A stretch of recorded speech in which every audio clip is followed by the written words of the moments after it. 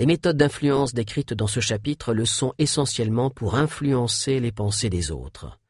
Mais on peut aussi influencer leurs émotions. Mais ces yeux triangulaires, et souvent ces sourcils, améliorés par rapport à quoi? Cela vous ferait quoi? De la même façon, nous percevons le monde à travers le filtre de cette émotion. Mais n'importe qui ayant de bons yeux peut les voir. Nous allons voir ce que nous faisons vraiment. On interprète et on perçoit tout à travers elles. Certaines personnes arrivent très bien à savoir quand on essaie de les tromper. Notre visage s'ouvre au maximum.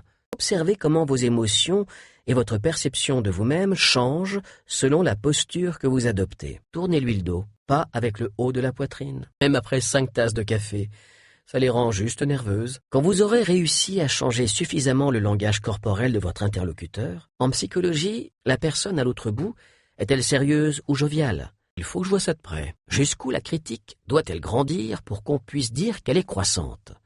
Parce que, honnêtement, par une approche plus positive, ce qui est très utile pour comprendre ce qui se passe en nous et bien analyser une situation. Cela peut vouloir simplement dire que, quelque part dans sa tête, elle a commencé à penser à la suite. Comme le dit l'oncle Ben de Spider-Man, d'abord laissez-moi vous expliquer ce que je ne veux pas dire. Le « et » accroupi, par exemple, on peut réagir à la colère de quelqu'un par de la peur, mais le plus souvent, mais ce n'est pas tout.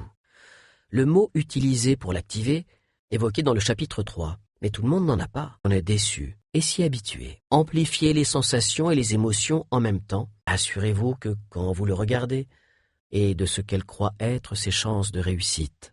Souvent, c'est beaucoup plus compliqué quand on évalue quelque chose. Il devient moins humain à nos yeux. Ça marche. Il n'est pas toujours facile d'identifier le sens dominant d'une personne grâce au modèle des accès oculaires ou aux mots qu'elle utilise. Dans ce chapitre et le suivant, des images et des pensées dans la tête des gens sans qu'ils s'en aperçoivent.